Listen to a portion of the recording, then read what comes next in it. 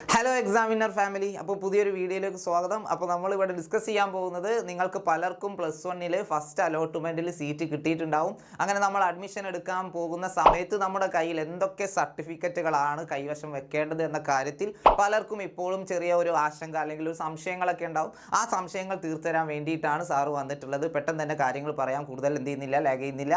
നിങ്ങളെല്ലാവരും എന്ത് ചെയ്യുക, ഈ ഒരു കാര്യം മാക്സിമം ഫ്രണ്ട്സിന് ഷെയർ ചെയ്ത് കൊടുക്കുക. നമ്മുടെ ഈ ഒരു വീഡിയോ മാക്സിമം എന്ത് ചെയ്യുക, ഷെയർ ചെയ്യുക. എന്നിട്ട് നിങ്ങൾക്ക് അലോട്ട്മെന്റ് കിട്ടിയിട്ടുണ്ടെങ്കിൽ ആ ഒരു സന്തോഷം കമന്റിലൂടെ നിങ്ങൾ എന്ത് ചെയ്യുക, അറിയിക്കുക. അപ്പോൾ നമുക്ക് നോക്കാം. യെസ്, അപ്പോൾ ആദ്യം നമ്മൾ നിർബന്ധമായിട്ടും കയ്യിൽ വേണ്ടത് ക്വാളിഫിക്കേഷൻ സർട്ടിഫിക്കറ്റ് ആണ്.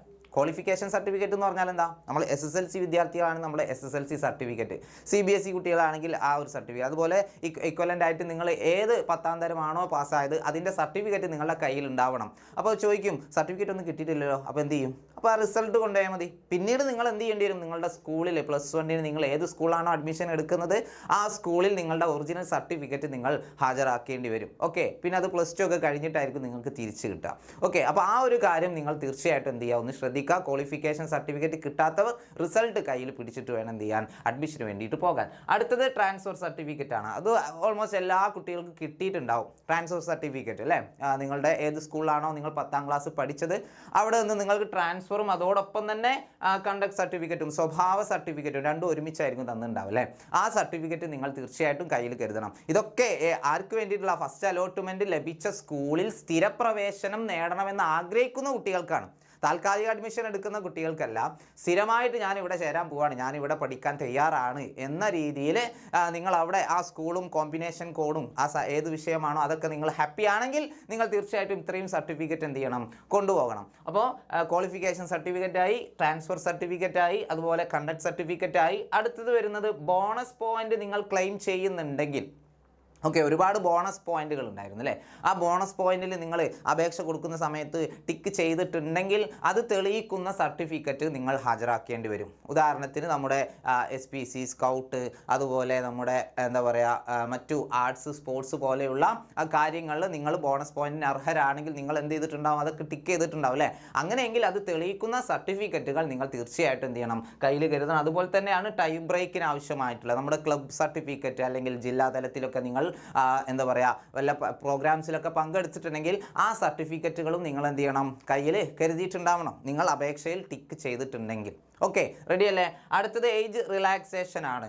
നമുക്ക് SSLC നമ്മുടെ സ്റ്റേറ്റ് ബോർഡ് പാസ്സായവർക്ക് കുറഞ്ഞ പ്രായപരിധി എന്നൊന്നുമില്ല. സർട്ടിഫിക്കറ്റ് നമ്മൾ SSLC പാസ്സായ എല്ലാവർക്കും അഡ്മിഷൻ ലഭിക്കുന്നതാണ്. മറ്റു ബോർഡിലുള്ളവർക്കൊക്കെ റിലാക്സേഷൻ ഒക്കെ ഉണ്ട്. അങ്ങനെ വയസ്സ് കൂടുകയോ കുറയുകയോ അങ്ങനെ എന്തെങ്കിലുമൊക്കെ ചെയ്തിട്ടുണ്ടെങ്കിൽ അത് തെളിയിക്കുന്ന സർട്ടിഫിക്കറ്റ് നിങ്ങൾ എന്ത് ചെയ്യണം, നിങ്ങൾ ഹാജരാക്കേണ്ടി വരും. ഏജ് റിലാക്സേഷൻ ആവശ്യമായ സർട്ടിഫിക്കറ്റ് നിങ്ങൾ ഹാജരാക്കേണ്ടി വരും. അതുപോലെ തന്നെയാണ് മെഡിക്കൽ സർട്ടിഫിക്കറ്റ്.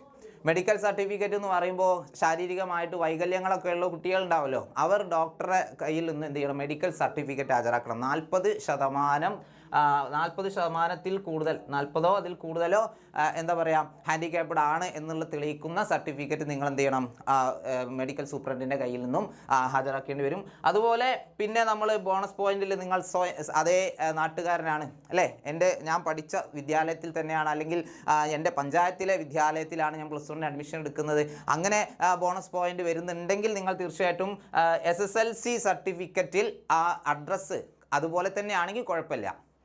നമ്മുടെ SSLC സർട്ടിഫിക്കറ്റിൽ നമ്മുടെ മേൽവിലാസം എന്ന് പറയുന്നത് കറക്റ്റാണ്. അത് അങ്ങനെയാണെങ്കിൽ SSLC സർട്ടിഫിക്കറ്റ് തന്നെ മതി. അതല്ല നിങ്ങളുടെ SSLC സർട്ടിഫിക്കറ്റിൽ അഡ്രസ്സ് ചേഞ്ച് ഉണ്ടെങ്കിൽ നിങ്ങൾ തീർച്ചയായിട്ടും റേഷൻ കാർഡോ നേറ്റിവിറ്റി സർട്ടിഫിക്കറ്റോ നിങ്ങൾ എന്ത് ചെയ്യേണ്ടി വരും, ഹാജരാക്കേണ്ടി വരും. ഈ നേറ്റിവിറ്റി സർട്ടിഫിക്കറ്റ് വില്ലേജ് ഓഫീസർ തരുന്നതാണ് കേട്ടോ. ഓക്കെ, വില്ലേജ് ഓഫീസറുടെ കയ്യിൽ നിന്ന് നിങ്ങൾ എന്ത് ചെയ്യണം, അക്ഷയ വഴി അപേക്ഷിച്ചാൽ ആ നേറ്റിവിറ്റി സർട്ടിഫിക്കറ്റ് നിങ്ങൾക്ക് ലഭിക്കും. അത് നിങ്ങൾ എന്ത് ചെയ്യണം, ഹാജരാക്കേണ്ടി വരും. അത് SSLC സർട്ടിഫിക്കറ്റിൽ അഡ്രസ്സ് വ്യത്യാസമുണ്ടെങ്കിൽ മാത്രം. ഓക്കെ, ഇനി അത് കൂടാതെ certificate from NCC directorate. NCC എന്താ പറയുക ക്വാളിഫിക്കേഷനുള്ള വിദ്യാർത്ഥികളാണെങ്കിൽ 75% അറ്റൻഡൻസ് മിനിമം ഉണ്ടാവണം. 75% അറ്റൻഡൻസ് ലഭിക്കുന്നുണ്ടെങ്കിൽ NCC ഡയറക്ടറേറ്റ് നൽകുന്ന NCC സർട്ടിഫിക്കറ്റ് നിങ്ങൾ എന്ത് ചെയ്യേണ്ടി വരും, ഹാജരാക്കേണ്ടി വരും. അതുപോലെ ബോണസ് പോയിന്റ് ഫോർ സ്കൗട്ടിലെ സ്കൗട്ടിലുള്ള കുട്ടികളാണെങ്കിൽ അവർക്ക് പുരസ്കാരം ലഭിച്ചിട്ടുണ്ടെങ്കിൽ അവർക്ക് ബോണസ് പോയിന്റിന് അർഹത ഉണ്ടായിരിക്കുന്നതാണ്. അതുപോലെ SPC പ്രൊജക്ട് കേരള നൽകുന്ന സർട്ടിഫിക്കറ്റ് ആണ് SPC സ്റ്റുഡൻറ് പോലീസ് കാഡറ്റ് ഹാജരാക്കേണ്ടത്. ഓക്കെ, അത് കഴിഞ്ഞാൽ A grade certificate for little kites little കൈറ്റ്സിലെ ക്വാളിഫിക്കേഷൻ ലഭിച്ചുള്ള കുട്ടികളാണെങ്കിൽ എ ഗ്രേഡ് സർട്ടിഫിക്കറ്റ് എന്ത് ചെയ്യണം, ഹാജരാക്കണം. അതുപോലെ LSS യോഗ്യത നേടിയ കുട്ടികളാണെങ്കിൽ AEO നൽകുന്ന സർട്ടിഫിക്കറ്റ് എന്ത് ചെയ്യണം, ഹാജരാക്കണം. AEO നൽകുന്ന സർട്ടിഫിക്കറ്റ് ആണ് നിങ്ങൾ എന്ത് ചെയ്യേണ്ടത്, LSS ക്വാളിഫൈഡ് ആയിട്ടുള്ള കുട്ടികൾ AEO നൽകുന്ന സർട്ടിഫിക്കറ്റ് ഹാജരാക്കണം. അതുപോലെ USS ആണെങ്കിൽ USS ക്വാളിഫൈഡ് ആയിട്ടുള്ള കുട്ടികളാണെങ്കിൽ എന്ത് ചെയ്യണം, സർട്ടിഫിക്കറ്റ് ഫ്രം പരീക്ഷാഭവൻ പരീക്ഷാഭവൻ നൽകുന്ന സർട്ടിഫിക്കറ്റ് ആണ് നിങ്ങൾ എന്ത് ചെയ്യേണ്ടത്, ഹാജരാക്കേണ്ടത്. പിന്നെ NMMSS ആണെങ്കിൽ കുഴപ്പമില്ല, റിസൾട്ടിൻ്റെ പേജ് മാത്രം മതിയാകും. ഇത് കൂടാതെ ഒരുപാട് സംവരണങ്ങളൊക്കെയുള്ള സർട്ടിഫിക്കറ്റുകളൊക്കെ ആണെങ്കിൽ നിങ്ങളുടെ ജാതി കമ്മ്യൂണിറ്റിയുമായി ബന്ധപ്പെട്ട എന്താ പറയുക അങ്ങനെയുള്ള ഒരു കോട്ടയിലൊക്കെയാണ് അഡ്മിഷൻ ലഭിക്കുന്നത് എങ്കിൽ SSLC സർട്ടിഫിക്കറ്റിൽ ആ കാര്യമാണ് ഉള്ളതെങ്കിൽ അതിൽ ചേഞ്ച് ഒന്നുമില്ല. നിങ്ങളുടെ ജാതിയോ അല്ലെങ്കിൽ നിങ്ങളുടെ റിലീജിയനോ അങ്ങനെ അതൊക്കെ നിങ്ങൾ ക്ലെയിം ചെയ്ത പോലെ തന്നെ SSLC സർട്ടിഫിക്കറ്റ് ഉണ്ട് എങ്കിൽ നിങ്ങൾക്ക് SSLC സർട്ടിഫിക്കറ്റ് മാത്രം മതിയാകും. അതിന് വേണ്ടിയിട്ട് നിങ്ങൾ കമ്മ്യൂണിറ്റി സർട്ടിഫിക്കറ്റ് ഉണ്ടാക്കണ്ട. OBC-കാർക്കാണെങ്കിൽ എന്ത് ചെയ്യണ്ട, കമ്മ്യൂണിറ്റി സർട്ടിഫിക്കറ്റോ അല്ലെങ്കിൽ കാസ്റ്റ് സർട്ടിഫിക്കറ്റോ ഒന്നും ഉണ്ടാക്കേണ്ട കാര്യമില്ല. നിങ്ങൾക്ക് SSLC സർട്ടിഫിക്കറ്റിൽ തന്നെ അതിലുണ്ടാവും. പക്ഷേ CBSE കുട്ടികൾക്ക് കാസ്റ്റും കാര്യങ്ങളൊന്നും CBSEൻ്റെ സർട്ടിഫിക്കറ്റിൽ ഉണ്ടാവില്ല. അങ്ങനെയുള്ളവർ എന്ത് ചെയ്യേണ്ടി വരും, ആ സർട്ടിഫിക്കറ്റുകൾ ഉണ്ടാക്കേണ്ടി വരും.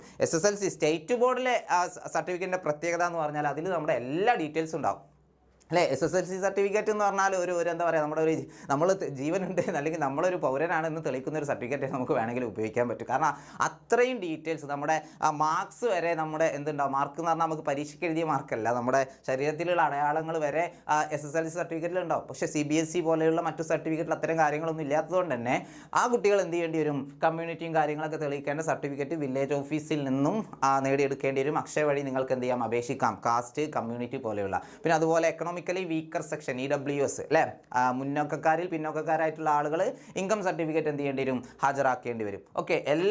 എല്ലാം എവിടെ കൊടുത്തിട്ടുണ്ട് മക്കളെ, നമ്മുടെ hscap.kerala.gov.in എന്ന സൈറ്റിൽ വളരെ കൃത്യമായിട്ട് കൊടുത്തിട്ടുണ്ട്. നമ്മൾ ഈ ഒരു പേജ് തുറക്കുമ്പോൾ കാണാം, എവിടെ first allotment admission instruction to applicants എന്ന് പറയുന്ന ഒരു ലിങ്ക് ഉണ്ട്. ആ ലിങ്കിൽ മൂന്നാമത്തെ പേജിൽ സർക്കുലർ എന്ന് കൊടുത്തിട്ടുണ്ട്. അതിൽ എല്ലാ സർട്ടിഫിക്കറ്റും നമ്മളിപ്പോൾ പറഞ്ഞ എല്ലാ സർട്ടിഫിക്കറ്റും നിങ്ങൾക്ക് ആവശ്യമുള്ള കാര്യങ്ങളൊക്കെ ഒന്ന് വായിച്ചു നോക്കുക. അത് കഴിഞ്ഞിട്ട് എന്തെങ്കിലും സംശയങ്ങൾ ഉണ്ടെങ്കിൽ നിങ്ങൾ എന്ത് ചെയ്യുക, നമ്മുടെ കമൻസിൽ വീഡിയോയുടെ കമൻസിൽ നിങ്ങൾ അറിയിക്കുക.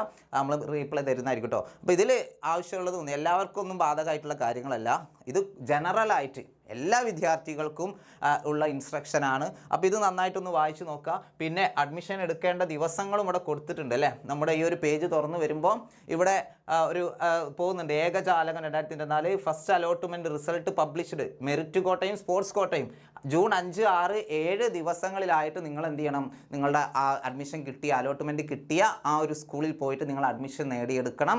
അത് ലേറ്റായി പോകരുത്. ഇനി വേറൊരു സന്തോഷ വാർത്ത എന്താണെന്ന് വെച്ചാൽ ഇതുവരെ അപേക്ഷിക്കാൻ കഴിയാത്ത കുട്ടികൾക്കും എന്ത് ചെയ്യാം, ഇനി അടുത്ത അലോട്ട്മെൻറ്റിലേക്ക് വേണ്ടിയിട്ട് നിങ്ങൾക്ക് അപേക്ഷ സമർപ്പിക്കാൻ വേണ്ടി പറ്റും. പല കുട്ടികളും ഫൈനൽ കൺഫർമേഷൻ നടത്താത്തതൊക്കെ ഉണ്ട്, അവർക്കൊക്കെ എന്ത് ചെയ്യാൻ പറ്റും, ഇനി നെക്സ്റ്റ് അലോട്ട്മെൻറ്റിലേക്ക് അപേക്ഷിക്കാൻ വേണ്ടി സാധിക്കും. അപ്പോൾ അലോട്ട്മെൻറ്റ് കിട്ടാത്തവർ ഒന്നുകൊണ്ട് നിരാശരാകേണ്ട, അല്ലെങ്കിൽ അപേക്ഷിക്കാൻ കഴിഞ്ഞില്ലല്ലോ എന്നോർത്ത് ആരും നിരാശപ്പെടേണ്ട. നിങ്ങൾക്ക് ഇനിയും എന്ത് ചെയ്യാം, അപേക്ഷിക്കാം, അതിനുള്ള അവസരം ഇനിയുണ്ട്. അപ്പോൾ എല്ലാവരും നല്ല രീതിയിൽ പഠിക്കുക. പ്ലസ് 10ാം ക്ലാസ്സിൽ ഒരുപാട് മിസ്റ്റേക്സ് ഒക്കെ നമുക്ക് പറ്റിയിട്ടുണ്ടാവും, അതെല്ലാം മാറ്റിവെച്ച് അഡ്മിഷൻ കിട്ടിയ കുട്ടികളാണെങ്കിലും ഇനി കിട്ടാത്ത കുട്ടികളാണെങ്കിലും എല്ലാവരും +1 +2 ഞാൻ നന്നായിട്ട് പഠിക്കും, നന്നായിട്ട് ഹാർഡ് വർക്ക് ചെയ്യും, എനിക്ക് +1 +2 ഫുൾ മാർക്ക് തന്നെ കിട്ടും. നമ്മുടെ ബാച്ചിലൊക്കെ ജോയിൻ ചെയ്ത കുട്ടികളുണ്ടല്ലോ, അവർക്കൊക്കെ 520 +1 520 കുട്ടികളും അതുപോലെ +2 ഫുൾ മാർക്കൊക്കെ വാങ്ങിയ കുട്ടികളുടെയൊക്കെ ഇൻ്റർവ്യൂസ് ഒക്കെ ഉണ്ട്. അതൊക്കെ നിങ്ങളൊന്ന് കാണാം. നമ്മുടെ സൈറ്റിൽ, നമ്മുടെ പേജിൽ, നമ്മുടെ ചാനലിലുണ്ടല്ലേ. അപ്പോൾ നിങ്ങളെല്ലാവരും എന്ത് ചെയ്യുക, പറ്റുന്നവരെല്ലാവരും നമ്മുടെ ബാച്ചിലൊക്കെ ജോയിൻ ചെയ്യുക, +1 ആ ബാച്ചിലേക്കൊക്കെ ജോയിൻ ചെയ്യാം. അപ്പോൾ എല്ലാവർക്കും ഓൾ ദി ബെസ്റ്റ്. അപ്പോൾ നമുക്ക് അടുത്ത വീഡിയോ ആയിട്ട് കാണാം. അതുവരെ ടാറ്റ.